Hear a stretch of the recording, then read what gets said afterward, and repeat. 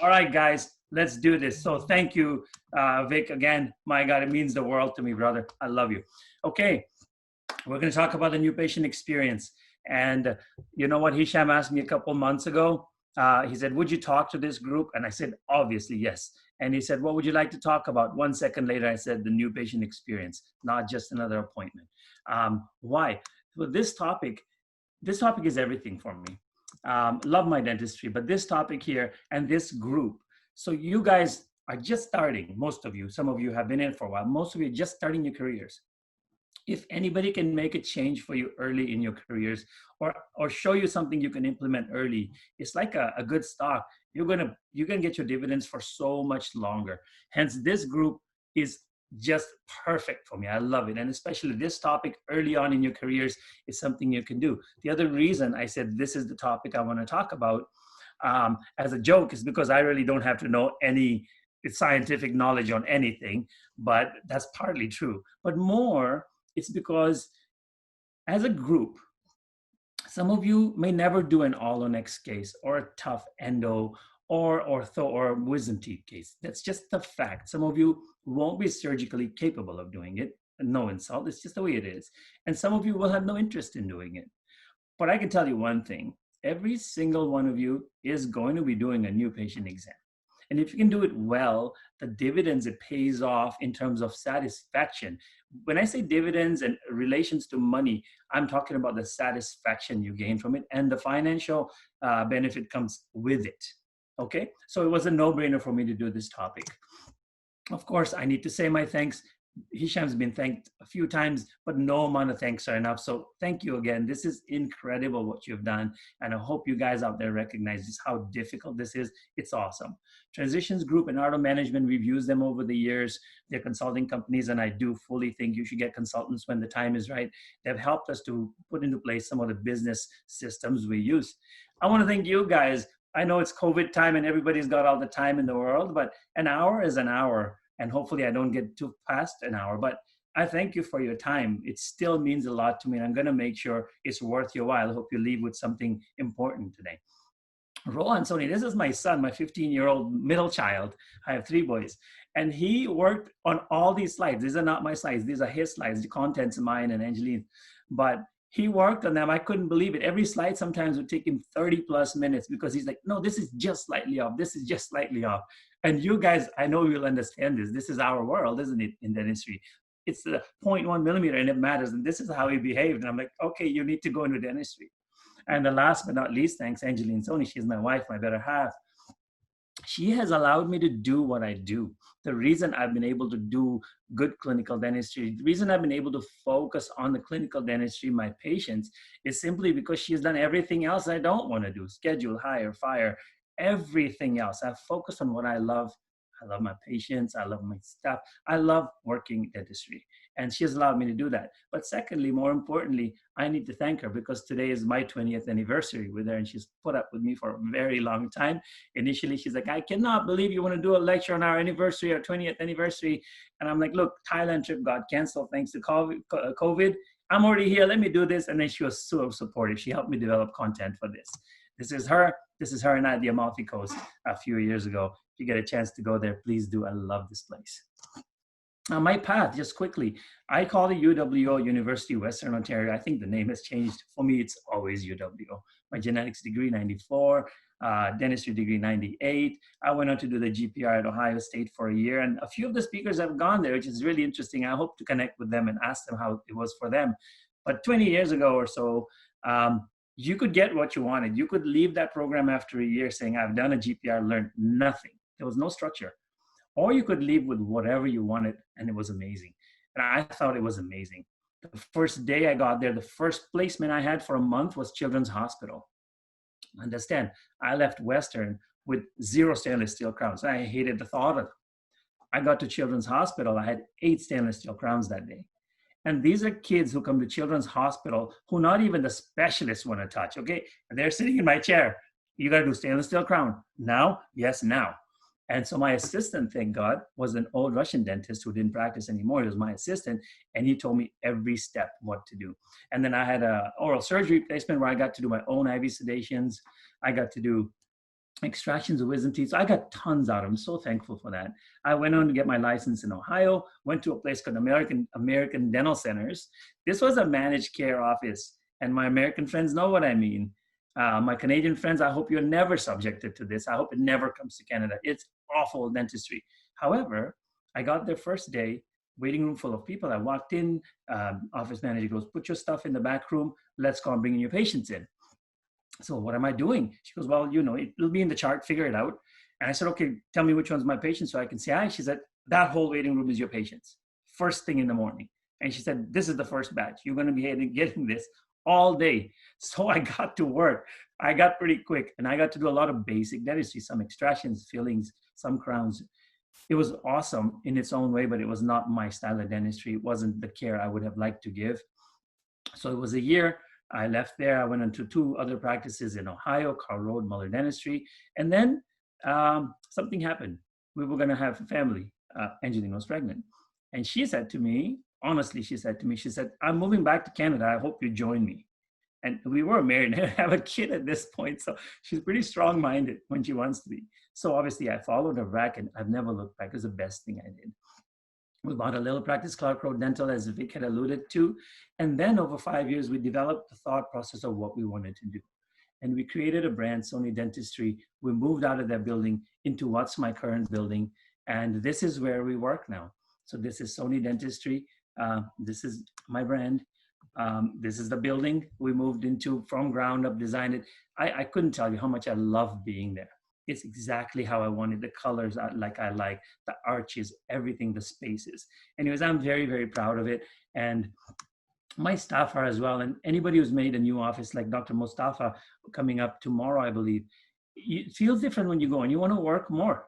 It's just transformational. And all the marketing I've done, buses, etc. When we moved out of that mall into this building, my new patient flow doubled. Because the visibility, it's just physical visibility. So that's kind of where I came from to where I am today. So we're going to throw up some cases. It's nothing to do with new patient exam, you might say, but it is. Just bear with me. Everything comes together. My friend's mom, I mean, I just want to run away from this case. Even now when I look at it, it's everything wrong with it. The vertical's wrong. The teeth are wrong. She hates how she looks. This is kind of where we ended up. And you know, when I look back to this case, I think those buckles should have a little more characterization. There should be a little more translucency. There should be a little more gum line staining. She loved it, man. She loved it, and she still loves it years later. And the case was a success for sure. So that's a pretty nice case. This one here, this patient came to me and said, I want my gums back. She didn't say anything about her teeth. She said, I want my gums back. And I said, oh my God, this is post-perio. She's been stable now, but now she wants the gums back. So I said, we'll try it. I don't know if I'm going to get them back, but let's give it a shot. And there's the Tarnow principles on that, putting the contacts low by the bone. We did it with the veneers. It was 6 veneers, 3 to 3. And her gums, we got a pretty good result. And it has stayed this good. So I like this case too. This guy was tough. This is a very recent case. He said, I hate the gaps and I hate my teeth. Fix me up, and I need teeth. I need better teeth. So I mean, look at this, right? The gaps, how small those laterals are. This is a very tough case. So we did a wax up. We saw it could work. He liked it. We made templates from the wax up that look like this. And I did a minimal prep case. Guys, this case here, this is fully prepped already. You can see it looks almost like the teeth he came in with. This is not fully prepped, but this is right here. All we had to do was get some interproximal reduction based on that wax up, based on the template I made. This was just the incisal marks where I was going to reduce, spot reduce. That was all I did. And we ended up here, which again, I love the case. He loves it. 3 to 3 is crowns on the spot. When we put these in, it looked like he had no teeth behind the 3s. So mistaken planning for sure, but I just bonded these in for him on the spot right there. And I thought 4 to 4 looks beautiful. He was happy. So why do we need to look at these cases? It has nothing to do with new patient flow, right? But it does. For the first reason, there's 2 reasons. One reason is, why would you want to listen to somebody who's never done dentistry, right? So I want you to see, I've been in your shoes. Your shoes coming now in the next few years, if you're a new dentist, you're going to see all this and you're going to do all this, and you might do it way better than me. No problem, do it. But I want you to know I am on that same path, and just maybe a couple of decades later. But you're going to see all this stuff, and you guys are going to be just as good at it if you want to be. Okay, so I hopefully, I'm just trying to make myself relatable to everybody. And hopefully you see we're on the same path. There's nothing different with what I do. That's one reason. The other reason is these cases are expensive. These cases require a whole ton of trust between you and the patient, right? 6,000, 30, 40,000, another 8,000. It's not small money. And as Dr. Ling had talked about yesterday, I'm so glad he talked before me. It comes from a connection with the patient. It comes from trust. And this ties right into that. All my talk does.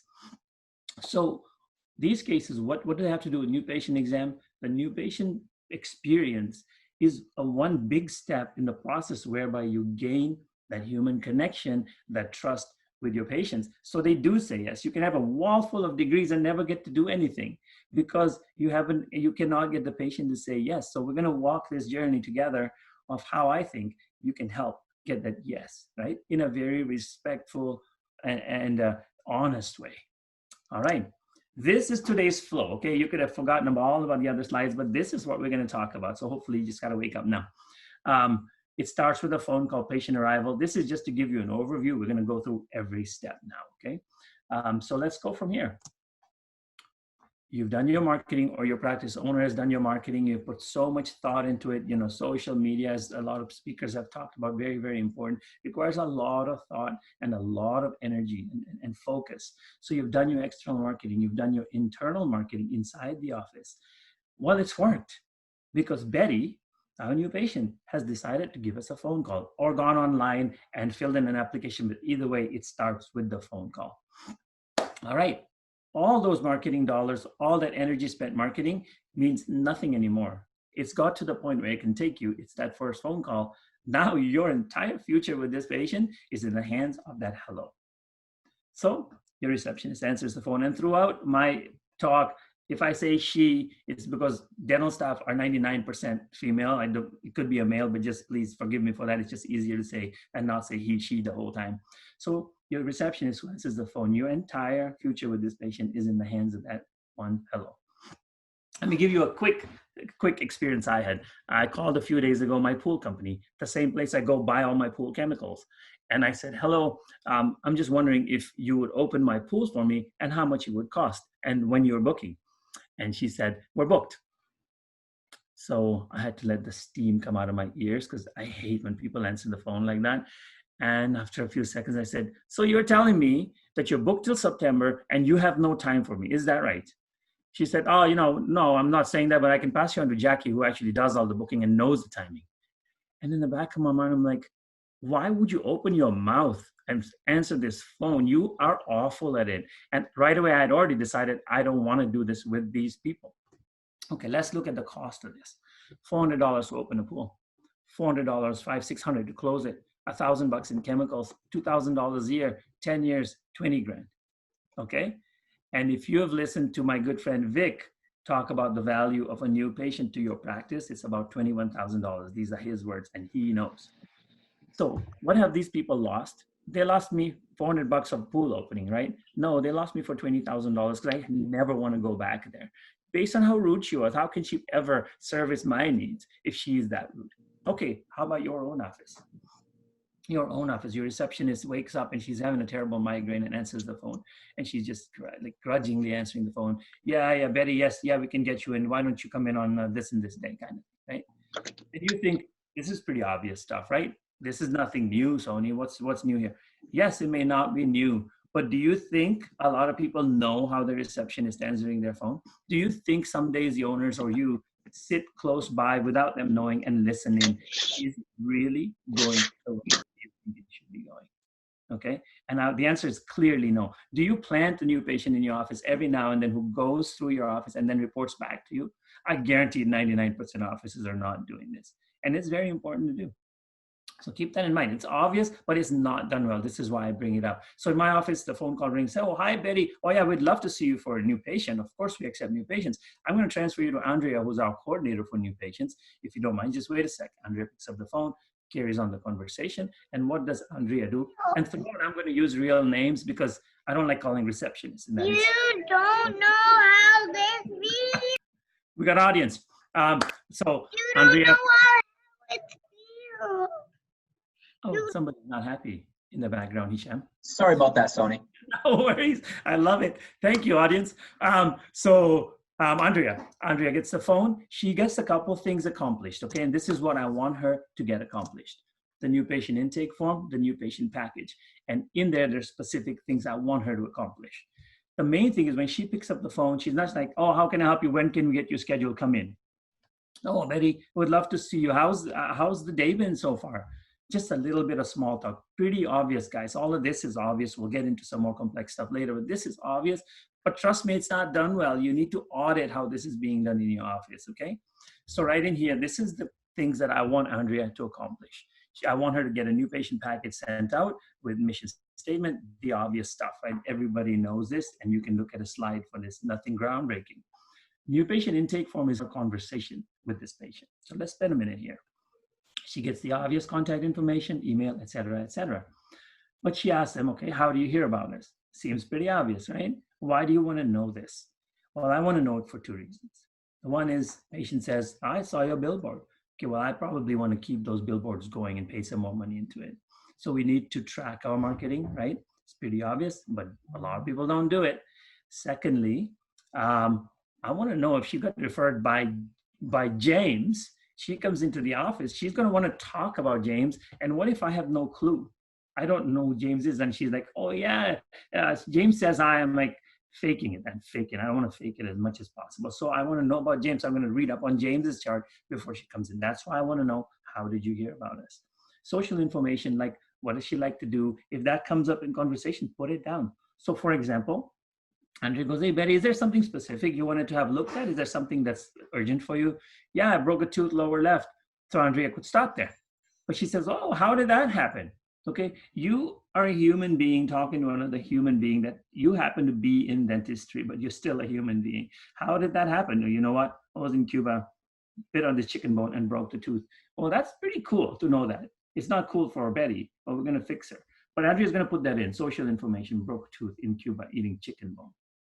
Dental problem, broken tooth. She might also say, hey, any anxieties? That's a question on this new patient intake form. Yeah, you know what? I don't really enjoy, like I am a little anxious. What makes you anxious? Ask them the human connection. What makes you anxious? Oh, it's the sound of that drill. So this is an example. It could be many things. So Andrea's going to say, okay, no problem. You know what I'm going to do for you? I'm going to book you first thing in the morning. And I might even have Dr. Soni come in a few minutes earlier so that when you come in, there's not going to be a whole lot of sounds for you. Does that sound good? Betty's like already mush. She's like, oh, you would do that for me? Yeah, that would be awesome. Okay, great. This alone sometimes creates a referral, just having heard her out. So this is the kind of things that we collect on the new patient intake form and the new patient package that gets sent out. Not a lot of information to you yet, but there is something here to absorb. Just try and think in your own practices if you have one. Do you think this is being done well? If you don't have a practice yet, maybe store it for later usage. I want to show you something cool now. You can take a break, guys. Walk around, take a breather. I'd say 1 minute, just it's a break time now. I want you to be able to refocus again because you've already sat an hour before me and now. So every few minutes, I'm going to do this every 15, 20 minutes. So get up, get some water. I'll do the same, but I'm going to show you something cool on the screen. If you want to look, please go ahead.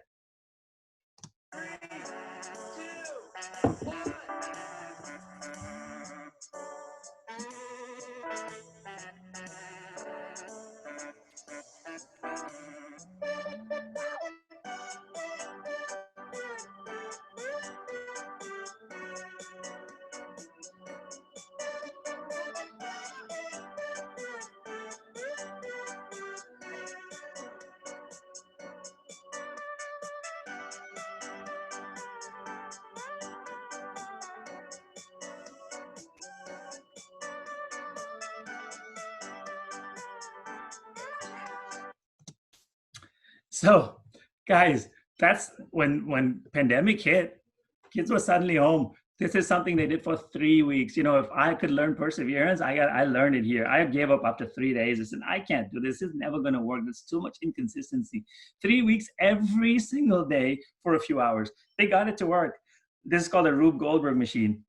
And you can see lots of them on Dude Perfect online. But it was so cool to see this. And look at the moving parts. They made it work. A quick case before we get back into it. This guy, Dave, he plays in a band and he wanted his teeth to be nicer. It's a mess in there. It's pretty broken down. fix up the vertical, did a wax up here. I got Dr. Sharma, and Dr. Sharma is periodontist in London. He's got magic in the hands. So he did the crown lengthening. We did the wax ups and that. We use the wax up to do right in here. This is his natural teeth. Just put that wax up acrylic right on there. We cut through the acrylic. So this is a millimeter axial reduction, 1.5 incisal. And then we peel all that acrylic off and we see how much of the tooth do we really need to take off. You'd be surprised. Sometimes you don't even have to touch the buccal surface because you're building it out. But this lets you do minimal reduction stuff. This is the temporaries. They're just okay, nothing great. But the final case looks pretty cool. This is where we came from, right? And this is where we are now. I love it. He loves it. Since then he moved, so I never got to finish that back 1/6, but he said he'd get it done on the East Coast. So, okay, back to it. We need to talk about new patient experience. So you get the first phone calls happen, right? Okay, it's a big day. Betty's coming in, guys. Betty's coming in. This is a big day. Okay, this is some new human connection plus a lot of money for the office. Money comes second. Let's get a new human connection, remember. So the day she arrives, we have a morning huddle. The morning huddle is an entire talk in itself, but I'm going to summarize it in terms of why it's important. You get to know what everybody's thinking that day. You get to be on the same page. You get to know what opportunities lie in the hygiene department, in your department, whether pre-Ds, I know it's a bad word from yesterday's lecture, but whether pre-Ds have come back, et cetera, et cetera. Only thing I'll tell you about morning huddle, if you don't do it, you've got to do it. It'll pay off multiple times and you feel better knowing what you're doing. For you new guys, if you go to an office, they don't do morning huddle, ask your principal, do you mind if I spend 5 minutes with my assistant and receptionist and just know what we're doing today? They probably will say, sure. In the context of a new patient experience, what do I want to know in the morning huddle? The coordinator is going to tell me, who is the new patient? Just tell me a little bit about them. Relevant information, example, anxiety, plus broken tooth in Cuba. I want to know that because that's a conversation. And relations to our existing patients, again, because it reminds me, she knows this, right? From the new patient intake. I don't know this yet, neither does my assistant. This makes sure we know it because we need to be ready for Betty. All right, so this is what's important in the context of what we're talking about. All right, so guys, patient has arrived. What happens next? Patient shows up to our office door. Andrea should be waiting there, our coordinator, ready for her to take her on a tour. If she's not, we use little headsets, part of our communication strategy. Receptionist say, Andrea, Betty's here. She's ready for you. She comes over right away. New patient tour starts. Andrea goes, hey, Betty, it's me, Andrea. We talked on the phone. I'm going to take you for a tour. And the tour is basically a tour of your place. If you're proud of it, you need to show it off. You need to show that you're proud of it. And Andrea needs to be proud of it. If this happens to be somebody who is not so proud of your office or who is not a people person, you can't give her this role. You need to be smart enough to change somebody in there. Okay. A new patient tour, what happens? Now, I have a big office, which you saw pictures of. My office on Wonderland Road is fairly small. It's 3 operatory. It's in a strip mall. There's not a huge tour to give, but we still do the tour. Because it's still a cool office. We want to show them the ops, how nice they look, the sterile bay, things like that. So we will still do a tour. And I think every office could benefit from a tour. Show the patient what degrees are on the wall. That would also be effective. So this is what is important in a new patient tour for me. This is what we do, and this is what the patient sees. There is always a disconnect between our action and patient perception. So hopefully we can always guide ourselves into thinking, I know we're doing this, but what's happening on the other end where it's important? What's going in here, not what's coming out here. Okay, so our action, we're showing them the physical space. We're so proud of our office and the color scheme and, oh my God, look how nice it looks. The patient is just saying, is this soothing? Can I handle this place for a long-term relationship? You show them sterile bay and you're like, oh my God, clean section, dirty section, this is so cool. Patient saying, yes, there's safety here. Things are safe, especially post-COVID. This kind of stuff is going to be more important than we have ever known. Introduction to the team. As she's walking around, we're going to say, oh, Betty, this is Jenna, hygienist. You'll see her sometime. And there's Dr. Soni. And if I happen to be working on somebody, I don't care what I'm doing, I'll always look up and say hi, and I'll go back to what I'm doing because then they're moving on from there anyways. The introduction to the team is familiarity for the patient. And I know a lot of you are too young to know this, but if you're old enough, you know the show Cheers. And if you guys don't know it, it was the best show for a very, very long time. So maybe look it up. Its theme song was, sometimes you want to go where everybody knows your name and you're always glad you came. Sometimes you want to go where everybody knows your name and you're always glad you came. It applies to us. You know, you go to a place and they know your name. We know everybody knows Betty. It's home for her now. It's home. This is about making a dental home for this patient. It is our home. It should be her home too. Okay, guys, look it up. It's a very cool show.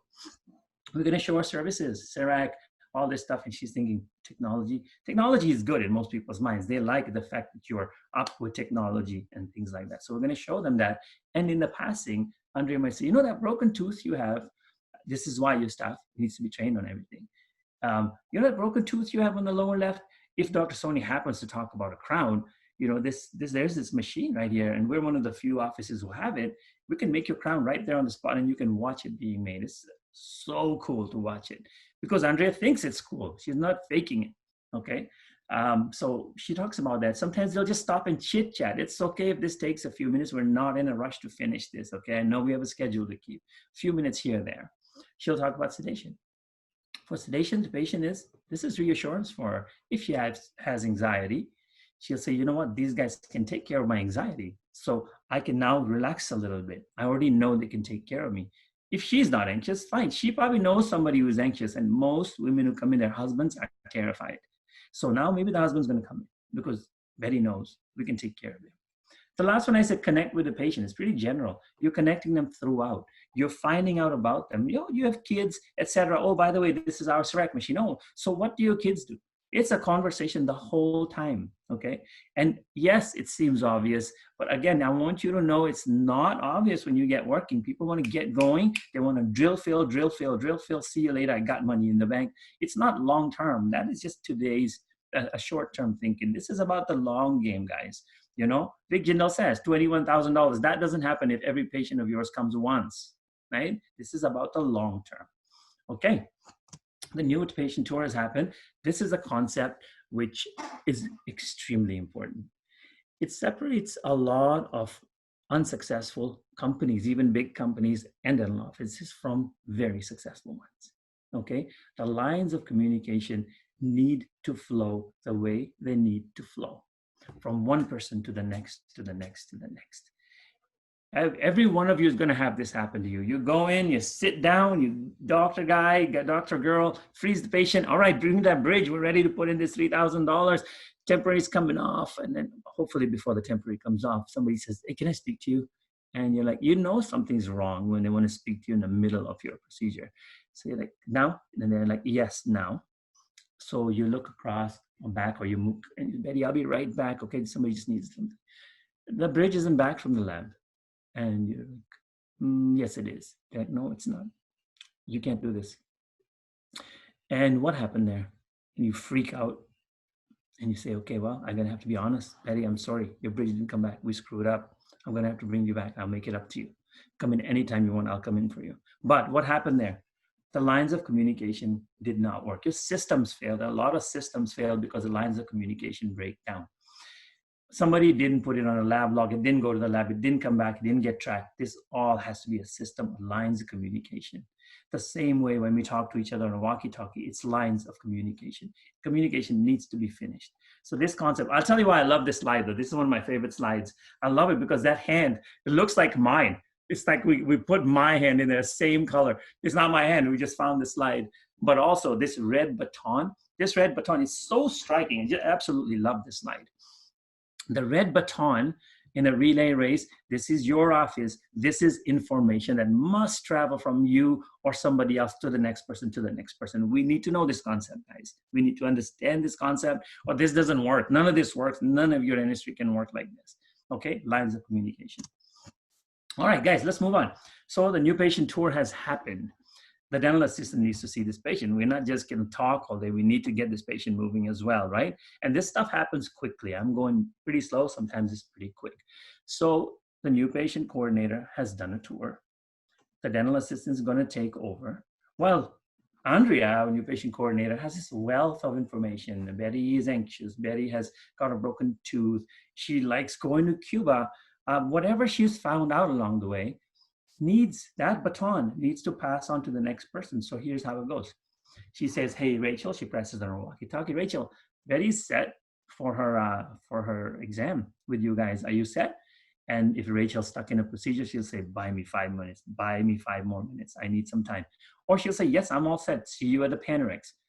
Andrea goes to Panorex. Rachel meets her there. Betty is there. Andrea could say, see you later, Betty, and take off. Well, that wealth of information, that baton is dropped. It's gone. It needs to be passed on to the next person. You got to understand this concept. Okay, so Andrea says something like this, and words, these are my words. They could be any words. The meaning is important.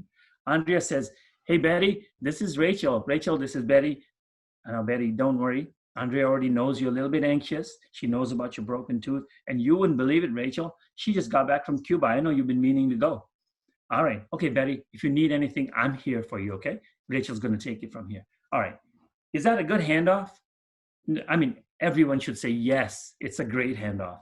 Rachel's got information. The gold, and not money gold, information gold has passed onto another hand. Why? Because that hand is going to take over.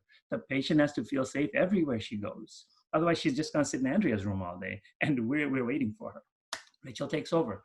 What is Rachel going to get done? She's going to get the photos done. We have an upper arch shot, lower arch shot, smile shots, pictures of every problem tooth, Panorex, Biwings, all done by the assistant, okay? And the odontograph, the charting. It's all done before dentist shows up. So she's going to get this all done, but it's going to be done all in the form of a conversation, guys. Oh, so hey, Betty, you know what? We're going to take this Panorex right now. It's the x-ray that goes around your head. By the way, when did you come back from Cuba? So it's going to go like it flows. It's natural. It's not rehearsed. Initially, when you try this, you got to bring your family members in to do it because it's very rehearsed. It's step by step. Do it 10 times with somebody you know, and then it goes. When we started doing it this way, I sucked at it so bad. Angeli made me do it over and over and over with her sister, and until I was able to flow a little bit better. Okay, let me talk about this COE sheet right on the side over here. This is the comprehensive oral evaluation sheet. This is our physical baton. Some of your offices may just type in the information into the computer. That's how information passes, no problem. We do that. But as well, we have a physical laminated green sheet where things are written down because I just like the physical baton. Okay, so Andrea passes that to Rachel. On there, she's written down a few key pieces like the broken tooth, etc. And I want to show you what the COE sheet looks like. So this is, it's designed a lot better. The real sheet just wouldn't fit on this page very, very well. It's a vertical sheet. The top part of this sheet, there's a section, that's the uncover section. It's family, occupation, recreation, memorable link. I'm gonna spend a few minutes on this sheet. It is critically important for me. And after this, we'll take a break, guys. So if you're fading, just come on, a couple of minutes and then we'll take a break, okay? We're gonna uncover. We're not going to uncover this patient. We're going to uncover this patient. We're going to find out about their family, what they do, their occupation. We're going to try to. It's not going to be, hey, what do you do? I need to write this down for Dr. Soni, otherwise I'm in trouble.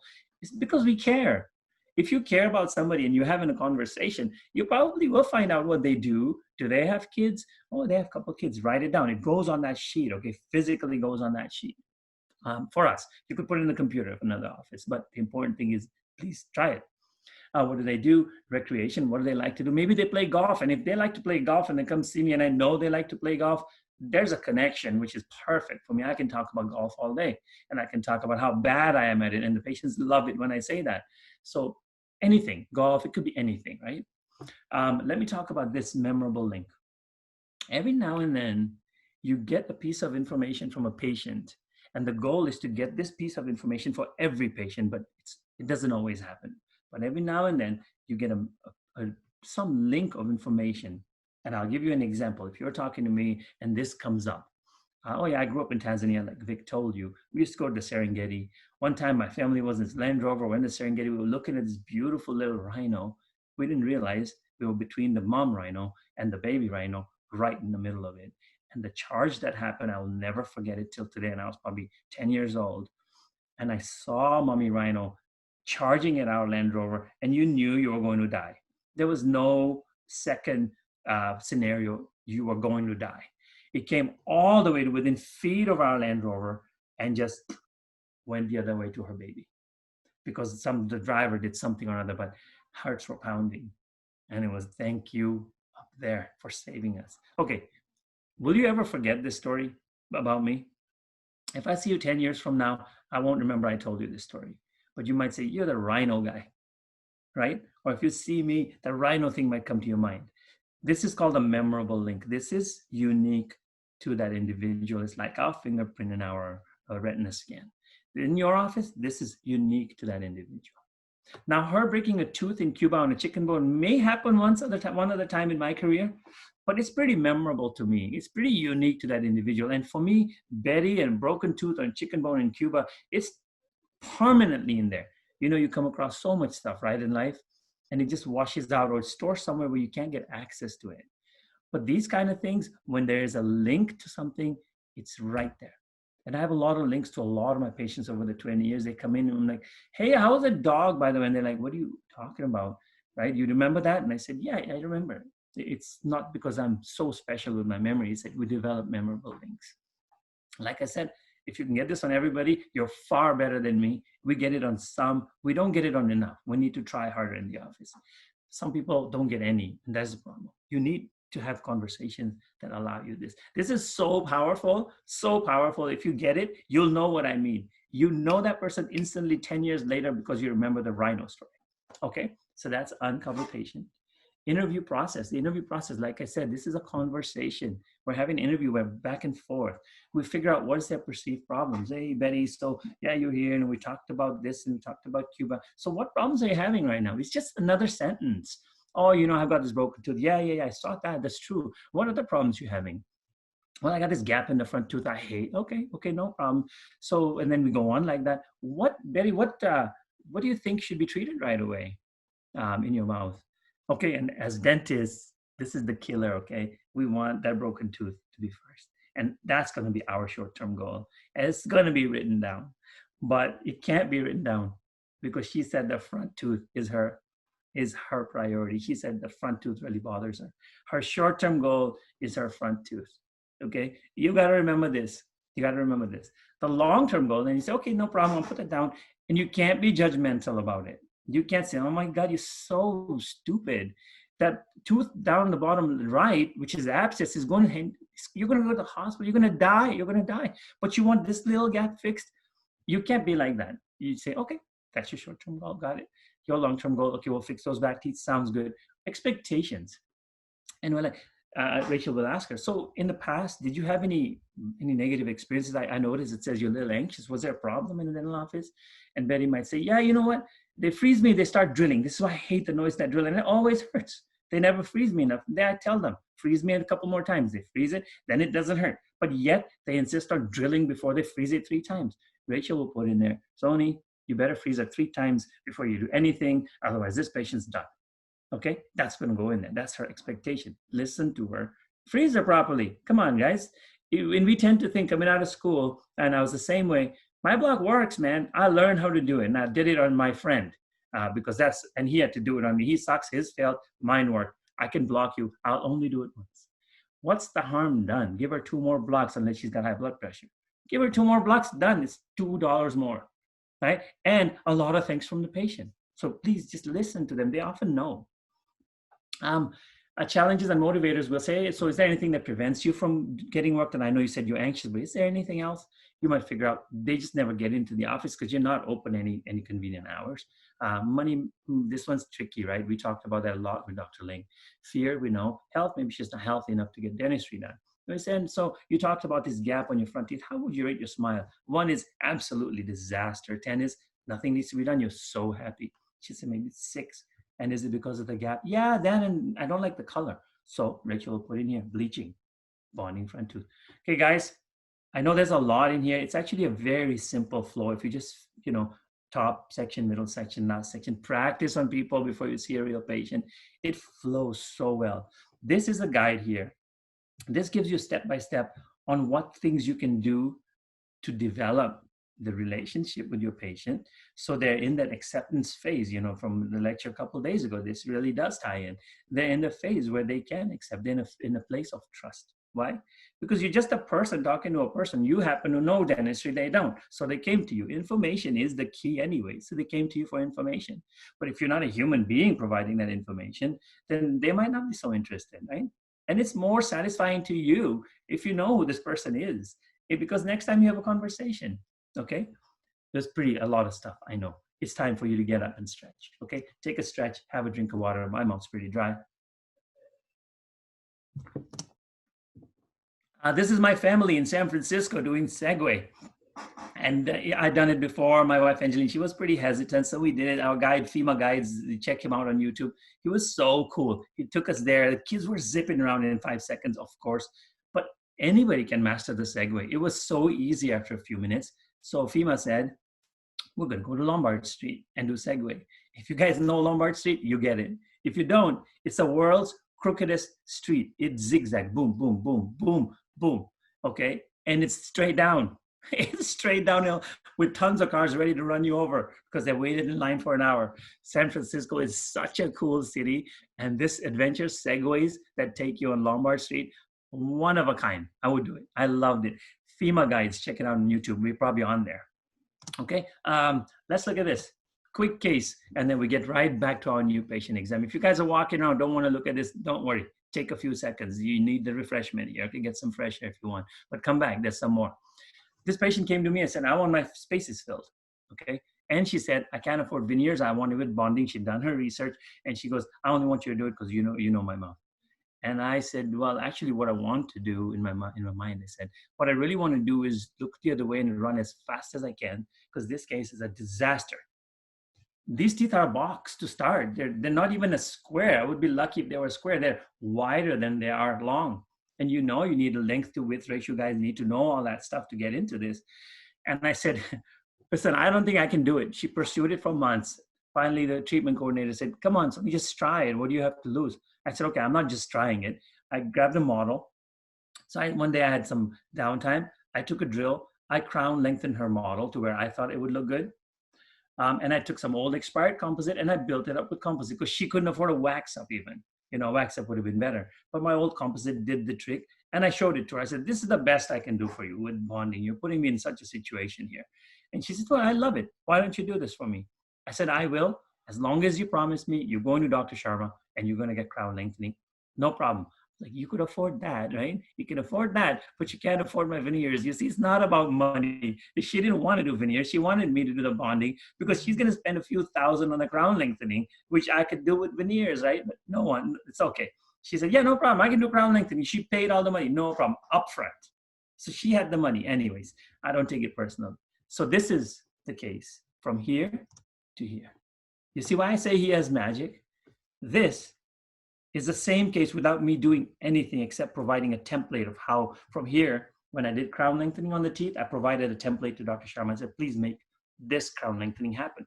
And he made it happen, and even better. From there, we bonded. What does she see? She's beaming. She's beaming. She loves it. Absolutely loves it. Couldn't get enough. What do I see? I see a blob of composite here. How could I do this to somebody? This is where we live, right? We can never see. Look at this bonding. It looks so natural. Look at this bonding. Beautiful, I think. I can only see this. So once I put her, when I saw her that day, I thought that was like the king. I was the man. When she went home and I looked at these photos, I'm like, I'm devastated. How could I do this to somebody? So I brought her back.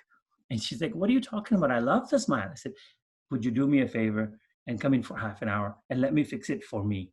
So I brought her in and I did a little bit of gingivectomy here, laser, shaved this down. Soft tissue laser, by the way, that's what I use. And maybe this afternoon you can hear more about it. Shaved this down so it's not so blobby. Blended it in, and this is still before I did it, but she loved it, man. And I also fixed up this incisal ledge because we're not really following this lip well. I like these two. This was just, it's terrible. Anyways, we fixed it, but I tell you, she loved it. Anyways, back to it. What's happening now? Dental assistant has all this information. She has the gold, right? It's in her hands. She can say, I'm not having a good day enough. Just get this done. It's taking too long. No, that would be wrong. So she's going to pass all that information. She has it all written down on that sheet. She has it in the back of the room while she's hanging out with Betty and talking and getting a diagram, all this done. She has it all written down in the back of the room on that sheet. I walk by, I grab the sheet. Betty doesn't even know I've seen it. I read it. Now I know what they're talking about. I'm at least prepped. I say, golf, ready, I'm ready. I don't need anything more. I saw golf on there. It's okay. Whatever. It could be something. It could be Cuba. It could be she has boys, she has kids. We can talk about that. And you all will have something in common with this human as long as she's a human to you. So you have something in common, okay? So dentist, I'm coming in now. And my team is so good, you know, they make you out to be the main event, and it's just awesome, right? If they love you and you love them back, you're the main event. So she's giving me all the information, and then I motion to her from behind the room like, I'm ready, let's go. And she says, Betty, I want to introduce you to Dr. Soni. It's as if the best thing has ever happened to this patient. You know, it's so nice that they trust you like that. So I go in, we chit chat with Betty, we talk about, we have a connection, we get this connection. The connection is easy for me now because Andrea helped me. The first person who answered the phone helped me. Andrea helped me. Rachel helped me. They're just making it so easy for me. I go through that, just talk about the kids, about the golf, about this. Well, this is already done. Okay. And I go into this, I'm gonna do these again. Because I'm having a look at the pictures right now in the front of me, when the patient can see and I can see, is patient's mouth, upper arch, lower arch, smile, the bite wings, the panoramics. I'm having a look at this sometimes, you know, I'm getting an idea for what's going on and say, wow, Betty, so nice that you've come in today. You know, I'm looking at this sheet and we're going to spend very little time looking in your mouth. We're going to get a good diagnosis for you. But the main thing for me today is not that. The main thing for me today is I know who I'm treating before what I'm treating. Okay, Betty, is that okay? Yeah, that's fine. Okay, no problem. She's loving it right now. So we go over perceived problems again. I said, so you've said you have that broken tooth in the back, that abscess tooth on the other side, and you have this gap, which you really hate. She goes, yeah, I hate it. And I need to get this gap fixed, she goes, right away. I'm like, okay, so is your immediate need that gap? And she says, yes. And alarm bells are going off in my head. My head's starting to hurt because there's an abscess tooth in there, guys. Come on, we got to fix it. Yes, of course, we need to fix it, but not tomorrow. Maybe we give her some antibiotics. So she said, and I have a baby shower coming up in 2 weeks. She maybe didn't tell Rachel this, or maybe she did, in 2 weeks. And I need that fixed before that. Okay. Do you think anything else matters to this patient right now, their long-term goal? Like the broken tooth and the abscess tooth and the wisdom teeth, the impacted mouth is going crazy? No. The front tooth is everything. So she says, I need it fixed. And I know I've got timeline. And I say, well, but your smile rating, I'm going to jump over here. I say, your smile rating is pretty low. Is it just because of the gap? She goes, no, I hate the color. So I'm like, oh, so do you want to bleach them before? She's like, yeah, I want them whiter. I said, okay, so we got to get you in, bleach your teeth, wait a week, and then bond it on. And I will get this done for you before your baby shower. Is that cool? And she'll say, yes, that's cool. And I'll say, and in my mind, I'll say, yes, I have this patient in my hands now. Okay, now here's time for an experiment. I want you to all take your hands. Please do this. Just do it. I know it's really silly, but just do it. Put your hands over your face. Cover your mouth. Explain a crown procedure right now to yourself, but make sure you're fully covered. So we're going to shave the tooth down. We're going to do this. I'm going to cut it down, and it's going to help you. And that's everything you say from this point on to this patient. If you didn't say you're going to fix that front tooth, everything you say to this patient sounds that muffled and irrelevant. You can go on and on about how good you are at implants. Oh my God, I can make that implant. I can even do an immediate. I can do this. And they're like, man, don't you get it? I have a baby shower in 2 weeks. I have a baby shower and this guy can't get it done. He can't get it done. That's all they're hearing. He can't get it done. He can't get it done. I can do immediate implants. He can't get it done. The disconnect, remember the disconnect between what we do from here and what's going on in there in the patient's mind? This is the disconnect, a big part of it. And this came up also in Dr. Ling's lecture, which I'm so happy there's so many connections to these lectures. Dr. Ling, you owe me one by that. I keep mentioning you. Send me that book. Anyways, long-term goals, short-term goals. Your short-term goal, you have to have taken care of it, okay? You have to say, I will get this done for you if it's possible and it's ethical. Then you can say, Betty, okay, now you know I can get it done. Can we move on and have a look at the rest of your teeth? Is that okay? And she said, yeah, no problem. She's now listening because she knows she can do it.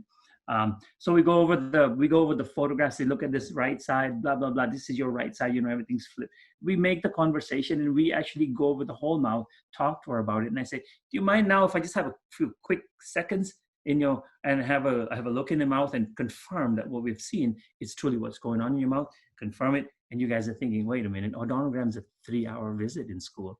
Yeah, but it's a 3-second visit in your office because your assistants are damn good at it. All you're doing is confirming it, okay? So you're like, yeah, 1/7 is this, 1/6 is this. You have that, Rachel? Yeah, I have it. Okay, hey, good enough.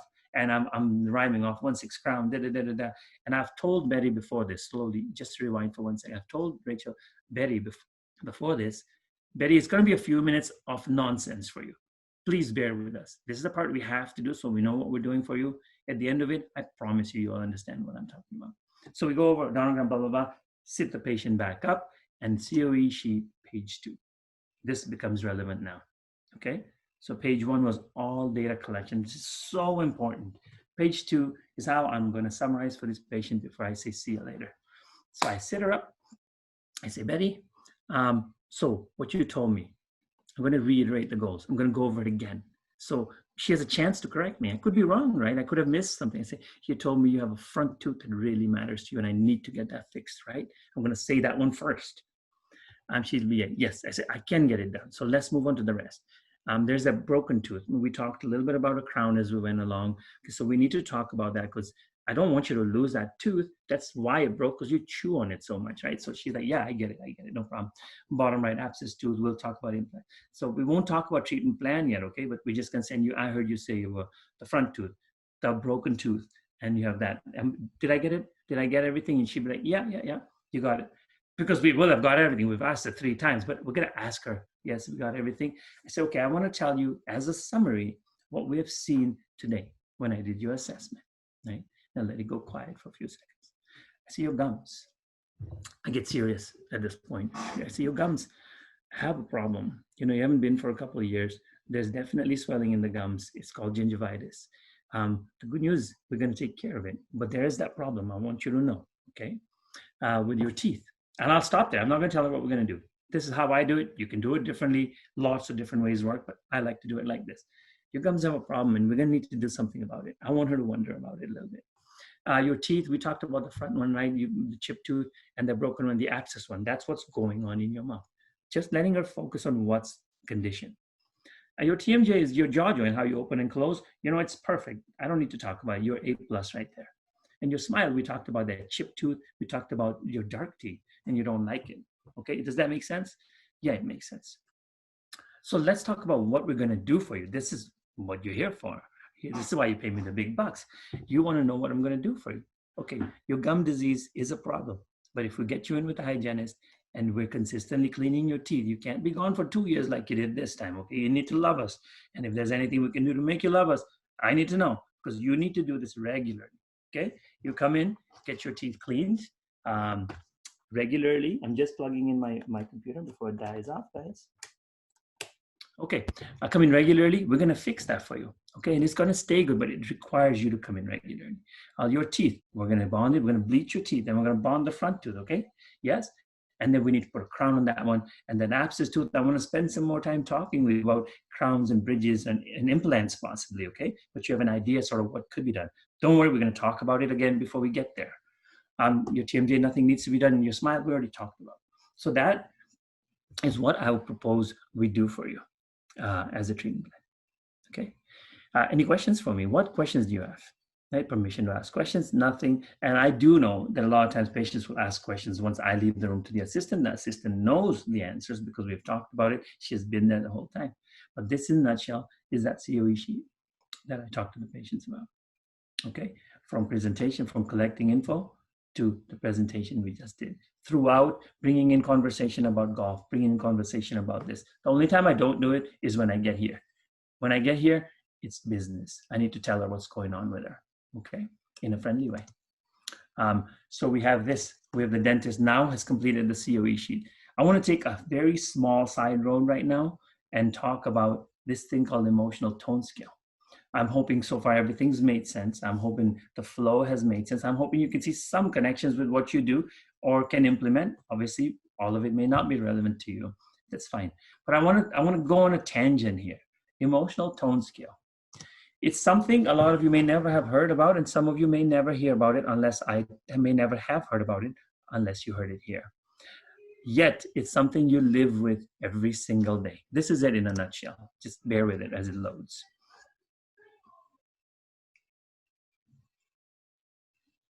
Crazy, right? A slide that starts with death. Oh my God, what's he thinking? This is the tone scale. The emotional tone scale starts at death, basically. It's the lowest emotional tone you can be. It's death. Just up from this apathy. Apathy is where like you couldn't care less. This is the person who's always like, Yeah, whatever, man. Yeah, whatever. Yeah, I don't care. Maybe you feel like that some days. But why does this matter? We're not going to go through each one. This is PhD thesis right here, guys. Some people would do 8 years of university maybe on this. It's just for you to know it. We all live at one of these tone scales chronically. That is our chronic state of being. And hopefully we're in the good part of the bottom and not up there. Okay, but people live in different chronic states. If I told you, name one person who's always enthusiastic, man, you could call them at 4 a.m. This person's always a yeah, hi, hello, sunshine, how are you? This is first name that comes to mind, Hisham. Okay, he lives in enthusiasm, man. He's always on the go and boom, boom, boom, ready to go all the time. Well, most of us can't live there. Most of us hopefully live in this positive zone where we're strongly interested. Conservatism is where we're like, yeah, you know what, that's kind of exciting, but do you think it'll be okay if we try it? Should we let some other people try it before we try it? You're still positive about things. Why does this matter? Well, who cares? Why does this matter? Well, take an example. You wake up one day, having a crappy morning, okay? You're like, you feel like death, okay? You feel like you're here. Obviously you're not, but you're close to it, and your significant other has already had a half marathon, is on top of the world, has had her detox and everything else, or he or she, sorry, and she comes to you and she's like, hey man, Soni, get up, we gotta go, there's so much to do in the day. And you're like, I can barely move. What are you all you want to do is slam the door in their face and say, don't show up again. This happens to you. You know this has happened in your life at some point. Well, this happens to your patient too. If Betty is in this zone and she's sitting like this and she's like, yeah, okay, all right.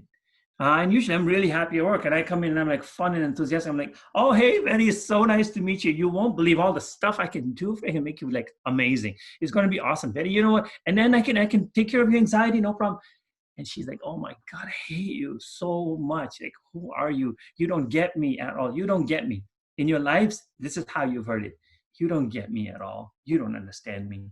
It's because you're too far on the emotional tone scale from this person. Okay? You need to be a couple of levels above them in order to bring them up to where you want them to be. And if you are, you're going to make that connection. So some of you are rock stars at this. You'll just walk in the room and you'll see the patient and you'll drop your scale. If they're low, you'll up your scale to match them because you want to be on their scale, close to their scale. Some of you are in the middle. You'll get most of the time, but in your lives, you do often, sometimes here, you just don't get me. Okay, that's normal. That's most of us. And some of you are so bad at it that your whole life you wonder, why can I never make a connection? This is normal in a bell curve of people. If you're in the great rock star, don't worry about this slide. If you're in the middle, maybe learn about this a little more. You can avoid with your children, your parents, your spouse, your friends, your community. You can avoid some of those. You don't get it. And those of you who suck at it, you're gonna need to work on it. You need to get better at this, otherwise patients don't listen to you. Or get assistants who are really good at it. That's the emotional tone scale. You need to know it. Most of you will know you've used it. Okay, so we've done all this. It's time to check out. We're going to go quick now. Okay, most of this is done. I could just say, see you later. Rachel can say, see you later. It was so nice meeting you. We're best friends now. Kim will help you at the front. She shows up to Kim. Kim's like, okay, hey, it looks like we need a half-hour appointment, and let's book it in for you. Good. It's acceptable, but it's terrible. What should happen, the way we do it, is Rachel goes to the reception with them, and she goes, hey, come on over here, Betty. Kim's going to help you. Kim, this is Betty. This is Kim. She's got a baby shower in 2 weeks. You need to get her in and get her bleaching done like ASAP. And a week later, Dr. Soni needs half an hour with her. We're going to bond that front tooth. So Betty is ready. She's ready to smile for the camera and refer all her friends here because they're all going to ask her how good your smile is. Right, Betty? All right, good. We've just asked for it. And Kim's going to go, okay, come on, have a seat with me, Betty. Whose baby shower is it? She's not going to check out right away. Why? Because she knows something that can help. Now we're back to relation, the patient. Okay, Betty had a best friend in Andrea. Then she lost that best friend for a while because Rachel became the best friend and Dr. Soni became the best friend. Now if Kim is not her best friend at checkout, she doesn't have a good friend to leave the office with. So Kim's saying, yeah, I got you. Don't worry. I'm going to bring you in at this time. Dr. Soni is going to get your smile ready for the baby shower. You're going to look great. Okay. She has another friend. Now she's leaving the office. What's she going to do? You hope what's going to happen here. She's going to write a 5-star Google review or going to give you a recommendation on Facebook. You know, all the social media stuff we talked about. She might be doing that, which is your external marketing part of it. And hopefully creates a new patient. Or she could just go to that baby shower and refer a person or two to you. And it all leads to the first phone call. First phone call, it starts over again. Okay? So this is the circle of the new patient flow. And the last thing I want to talk to you about is very quick, and then we're done. None of this circle, none of it matters if you don't have this. And everybody has staff, but very few people have a team. Okay? And if you don't have a team, forget about what I talked about. Forget about anything. You're not going to get anywhere. A team is this. And lots of people do have this. Team, this is us in Vegas a few years ago when it was 15th year anniversary of our practice. Blast. This is us at Halloween. We got Salt and Pepper Angel. We got Wayne's World. We got a couple hippies on the bottom right. This is the normal emotion in the office. Obviously, people have down days, up days. We try to boost them up. This is the team. If your team doesn't believe in you, doesn't back you up, doesn't believe what you're doing, none of what I said will ever work. And let me give you an example. When COVID happened, the very next day, Hisham, Tio Emmons, Haas, Mustafa, and I, we were on the phone every single day for hours. We were texting each other because it was so unknown. Two things we talked about the entire first few weeks. How are we going to get these patients taken care of? So PPE, et cetera, all new words to us at the time. But the second thing we talked about always, not in that sequence, but the next thing that always came up was how are we going to take care of our staff? And a lot of the dentists who have a true team mentality, well, this is their work family, not just people who happen to show up. They said, no problem. I don't care to make money for the next month or two. We're going to give up that money because our team needs to survive this and they need to love us back. And we meant it. Okay. That's what a team is. And without it, you get nowhere. So, and this is easy to do. Just like them, like they like you, and treat them with respect. Take them places if you can afford it. Just have some fun stuff in the office and just be genuinely caring about them because they do genuinely care about you. I have staff here who's been with me for 18 years, 15 years, a whole bunch of 10 years, 5 years. We get along so well because these guys are awesome. They're my work family. They make it all happen. Thank you, guys. That's it from me.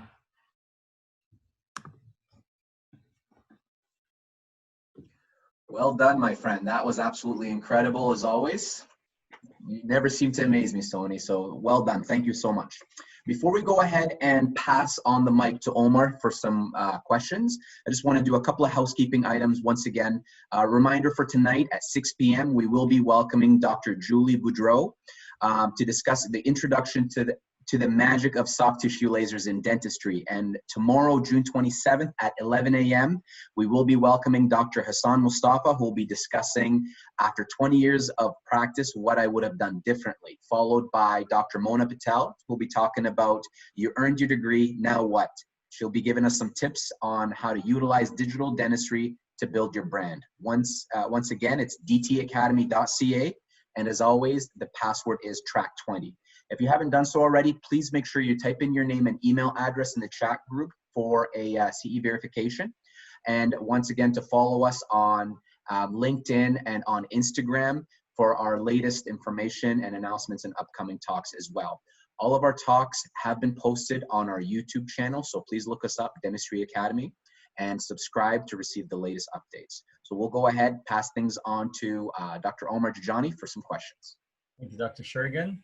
Dr. Soni, that was so inspiring. You never failed to impress, to be honest with you. We have a few questions. Thank you. We have a few questions, some of which are similar in the concept. The first question we have is from an anonymous member. They said, how do you manage your appointment time around creating the treatment plan and bringing in the patient for a new patient tour? It could be a number of different ways, but the way I do it, I'm doing it for a while now. So the first little while the patient is with the new patient coordinator, the next half hour of my 1 hour block, the next half hour the patient is with the assistant getting the information. I see them for a half hour at the end. In that first half hour, if production matters, you can do something else. It's no problem. Just make sure you stay on time for the new patient. Or you could say, no, it's blocked out for the whole hour. I'll go do hygiene checks and go back in earlier. So that's how I manage that. I think that's what they're asking. You can play with it. Initially, I would just say the whole hour is dedicated to this. I can get my mind ready for the new patient I'm trying to do. But you get used to it, it becomes very quick and very routine, becomes very natural. This is the key because it is natural. You're really just connecting, right? So for me, half hour with the patient. Perfect. And I think this builds on our next question from Sydney. She says, hi, Dr. Soni. Do you always do the NPE in your office? And how long do you normally allocate to an NPE? Yeah, so NPE was a term, even in the fee guide, it was called NPE for a long time. It's changed to COE. So that's interchangeably. COE means comprehensive oral evaluation, which was this NPE. So comprehensive oral evaluation, we set up for the patient an hour and a half. They need to know, okay, sometimes if they don't know, they're gonna say, I just want a tooth looked at an hour and a half. Are you joking me? They need to know it's an hour and a half. The half hour is for the tour. We gotta schmooze them, takes time. And half hours with the assistant, half hour with me. So it's an hour and a half. And yes, I don't know, all the dentists do this, the COEs, if that's what you mean. We have 5 dentists, right? So if it's in my column, yes, I do the COE. They don't go into hygiene the first day in my office. But it's not wrong if they do. Some of this will still apply. You can take whatever works for you. Wonderful. We have a couple of questions left. First one is from Sanjay. He says, Dr. Soni, do you go over COE page 2 in the same appointment, or do you first address the short-term goals first? I do that sheet entirely. Now, if that long-term goal is this long, you'll notice even with Betty, I said, we're going to get that tooth fixed. We need to get a crown on that tooth. And we'll talk a little bit more about that implant. Okay, I don't want to overwhelm her. You can play with this. For me, if that list is long, I'm going to talk about it again. When they come in for their hygiene, what happens? I'll tell you a quick flow. They come in, they get the patient exam. I present whatever I can at the time. And I say, well, come in for that bleaching, come in for the bonding, and come in for the cleaning. Those 3 things I want you to remember. That's happening next for you. Bleaching, cleaning, hygiene. Forget about everything else. Because when you come in for that cleaning, I'm going to have you sit down with the treatment coordinator that same day. I don't want to waste their time. Treatment coordinator knows this because I'm going to, lines of communication. I'm going to write a sheet and tell her so. She knows this.